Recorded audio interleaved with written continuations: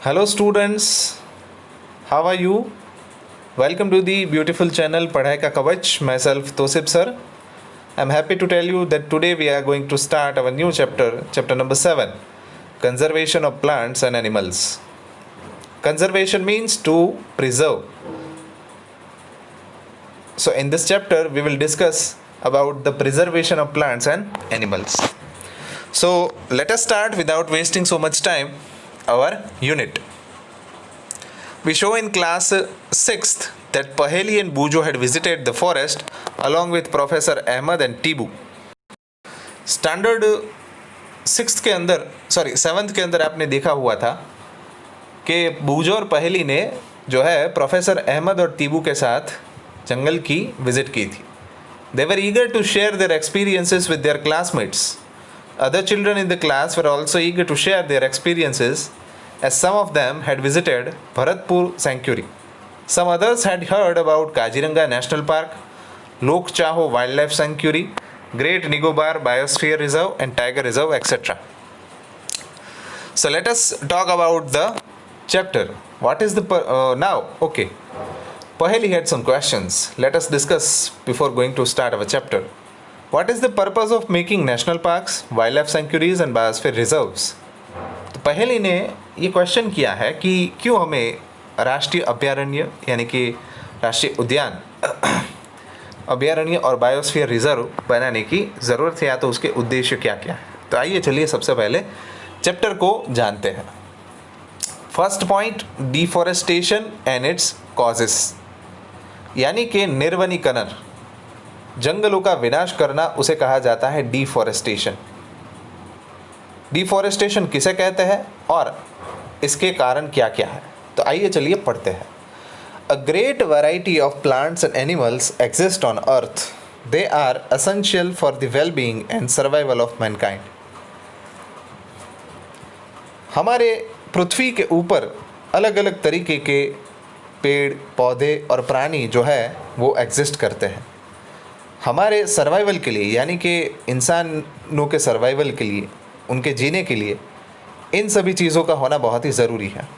Today a major threat to survival of this organisms is deforestation. आज जो सबसे बड़ा खतरा है हमारे जैसे ऑर्गेनिजम्स के लिए वो है deforestation. Deforestation means what? We know that the deforestation means a clearing of forest and using that land for other purposes. यानी कि जंगलों को उखेड़ कर फेंक देना, यानी कि जंगलों को निकाल देना और उस ज़मीन का उपयोग अलग हेतु के लिए करना. It is called deforestation. So my dear students, taken into consideration this as a definition of deforestation. Trees in the forest are cut for some of the purposes mention below. जंगलों के अंदर जो लकड़ा काटा जाता है वो नीचे दिए गए कुछ हेतु के लिए उसकी कटाई की जाती है. सबसे पहले procuring land for cultivation.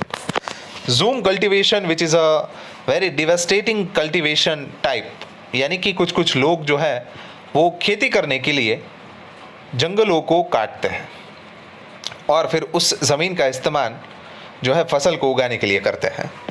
Building houses and factories, सबसे बड़ा डिफॉरेस्टेशन का रीज़न घर और उद्योग बनाने के लिए. थर्ड, मेकिंग फर्नीचर और using wood as a fuel. आज हमें मालूम है कि फर्नीचर के अंदर जो लकड़ा इस्तेमाल किया जाता है वो लकड़ा कहीं पे मटेरियल या तो लेबोरेटरी के अंदर नहीं बनता. It is naturally available from the wood of trees. So the another utilization of that forest product is in the making of furniture, and another is wood, another as a fuel. Some natural causes of deforestation are forest fires and severe droughts. कुछ जो deforestation की effect जिसे कुदरती कहा जाता है, एक तो है जंगलों में लगने वाली कुदरती तरीके से आग और सूखा पड़ना यानी कि दुष्काल पड़ना, ड्राफ्ट्स जिसे कहा जाता है. उसकी वजह से भी जंगलों के अंदर जो है पेड़ों की तादाद कम हो जाती है. Then after the second point is consequences of deforestation. consequences का मतलब होता है बैड रिजल्ट्स, यानी कि डिफॉरेस्टेशन से क्या क्या जो है खराब परिणाम हमें भुगतने होंगे. Paheli and Bujo recalled the consequences of deforestation. They remembered that deforestation increases the temperature and pollution level on the earth.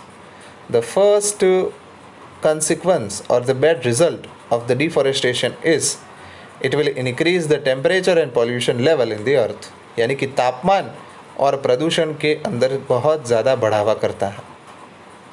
It increases the level of carbon dioxide in the atmosphere.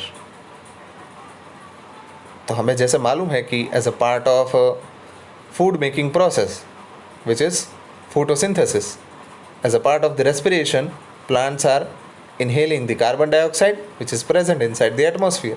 So if the trees and plants are not available on the surface of the earth, then the carbon dioxide amount is continuously increasing, which is not beneficial for us. Groundwater level also gets lowered. यानी कि जो ज़मीन के अंदर का पानी का बढ़ावा है वो भी रुक जाता है, और ना ही रुक जाता है बल्कि उसमें पानी भी ख़त्म होने लगता है. They know that deforestation disturbs the balance in nature.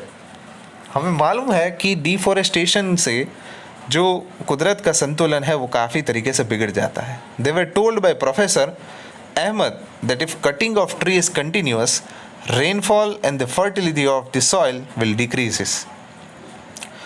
Professor Ahmad ने कहा है पहेली और बूझों को कि अगर इसी तरीके से डिफॉरेस्टेशन होता गया तो उसका कुदरत के ऊपर एक असर ये आएगा कि जो रेनफॉल यानी कि बारिश है और ज़मीन का उपजाऊपन है जिसे कहते हैं फर्टिलिटी ऑफ द सॉइल, वो धीरे धीरे घटती जाएगी.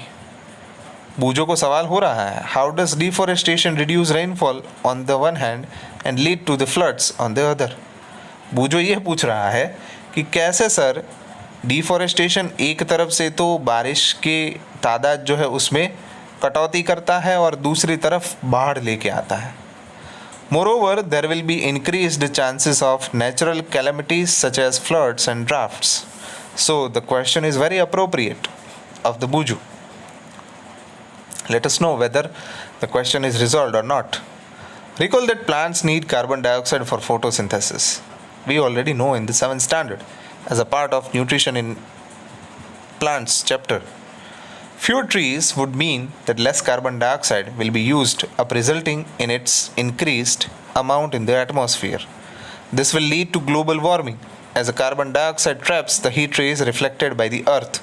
हमें मालूम है कि अगर ट्रीज़ और प्लांट्स की तादाद में कटौती हुई तो उसके कारण जो वातावरण के अंदर कार्बन डाइऑक्साइड है उसकी मात्रा में भी काफ़ी बढ़ावा होगा, और उसकी वजह से जो कार्बन डाइऑक्साइड है वो सन में से आने वाले रेस को ट्रैप करके रखता है ज़्यादातर, और उसकी वजह से ग्लोबल वार्मिंग होती है यानी कि पूरे विश्व का तापमान बढ़ता है.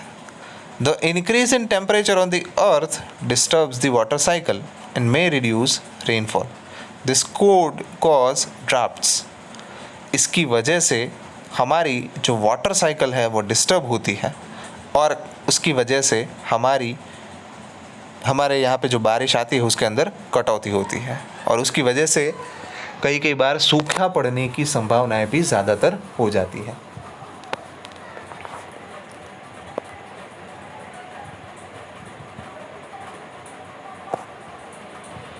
Deforestation is a major cause which leads to the change in soil properties. यानी कि ज़मीन की जो लाक्षणिकता है उसके जो गुणधर्म है उसके अंदर भी काफ़ी बदलाव ये करता है. Physical properties of the soil get affected by plantation and vegetation. Recall from class 7 how trees prevent soil erosion. आप लोगों ने स्टूडेंट्स ये पढ़ लिया होगा कि सॉइल इरोजन कैसे होता है. Fewer trees result in more soil erosion. Removal of the top layer of the soil exposes the lower hard and rocky layers. यानी कि ज़मीन का जो ऊपर का 5 से लेकर 10 सेंटीमीटर तक का जो हिस्सा है वही उपजाऊ होता है और उसके अंदर ही प्लांट्स उगते हैं. उसके नीचे का हिस्सा जो है वो बहुत ही सख्त पत्थरों वाला होता है कि जिसके अंदर कोई भी प्लांट्स नहीं उग पाते. This soil has less Hume's and is less fertile. ऐसी जो ज़मीनें होती हैं वो कम उपजाऊ और कम ह्यूमिडिटी वाली होती है. Gradually the fertile land gets converted into deserts. It is called desertification. अगर इस तरीके से ही हम ट्रीज़ और प्लांट्स को काटते गए और फॉरेस्ट को ख़त्म करते गए तो ज़मीन का ऊपर का जो हिस्सा है वो ख़त्म होता जाएगा, और उसकी वजह से धीरे धीरे ज़मीन अपना उपजाऊपना गवा देगी और उसकी वजह से डेजर्ट के अंदर कन्वर्ट होना ज़मीन का शुरू हो जाएगा। इसे कहा जाता है desertification. Deforestation also leads to a decrease in the water holding capacity of the soil. The movement of water from the soil surface into the ground is reduced. यानी कि ज़मीन के अंदर जो पानी को संभाल के रखने की एक क्षमता होती है, संग्रह क्षमता जिसे कहा जाता है, वो भी इसके कारण घट जाती है डिफॉरेस्टेशन से। सो देयर आर फ्लड्स, यानी कि पानी जो है वो ज़मीन में नहीं उतरेगा तो पानी जाएगा कहाँ, रहेगा ही बाहर। The other properties of the soil like nutrient content, texture etcetera also change because of deforestation. तो बूजो ने जो सवाल करा था स्टूडेंट्स कि एक तरफ तो बारिश के अंदर सर कटौती होती है और दूसरी तरफ बाढ़ आती है, ऐसा कैसे पॉसिबल हो सकता है? It is possible. सबसे पहले तो बारिश का कम होना, because it disturbs the water cycle because of the global warming, and on the other side it reduces the water holding capacity of the soil, so as a result it causes the floods.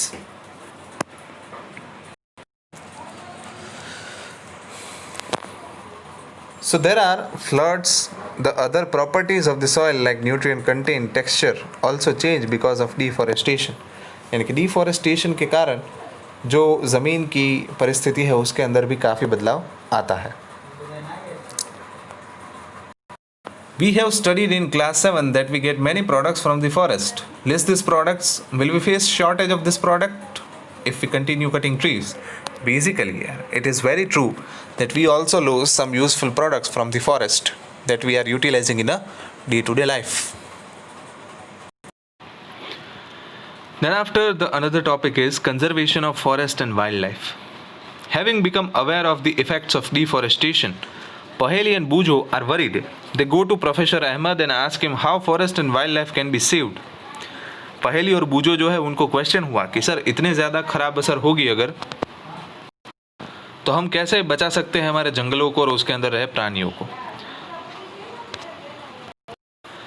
Biosphere is that part of the earth in which living organism exist or which supports life.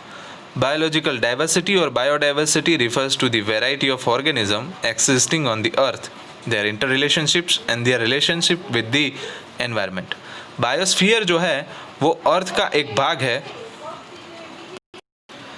Biosphere जो है वो अर्थ का एक ऐसा भाग है कि जिसके अंदर लिविंग ऑर्गेनिजम्स यानी कि जीवित जो प्राणी है उसका इंक्लूजन यानी कि समावेश होता है। बायोलॉजिकल डाइवर्सिटी और बायोडिवर्सिटी का मतलब होता है कि अलग अलग ऑर्गेनिज्म जो अर्थ के ऊपर रहते हैं उनके बीच का अंतर संबंध और उसका पर्यावरण के साथ संबंध। Professor Ahmed organizes a visit to a biosphere reserve for Paheli, Bujo and their classmates. He selects a place named Panchmari Biosphere Reserve. He knows that the plants and animals found here are similar to those of the upper Himalayan peaks and to those belonging to the lower western Ghats. Professor Ahmad ने बूजो और पहेली और उसके जो class के मित्र थे उनके लिए एक विजिट अरेंज की पंचमढ़ी बायो रिजर्व के अंदर। वो जानते थे कि यहाँ पे जो पेड़ पौधे और प्राणी पाए जाते हैं वो जो हिमालय में अंदर पाए जाते हैं और वेस्टर्न घाट के अंदर पाए जाते हैं उससे काफ़ी समान है।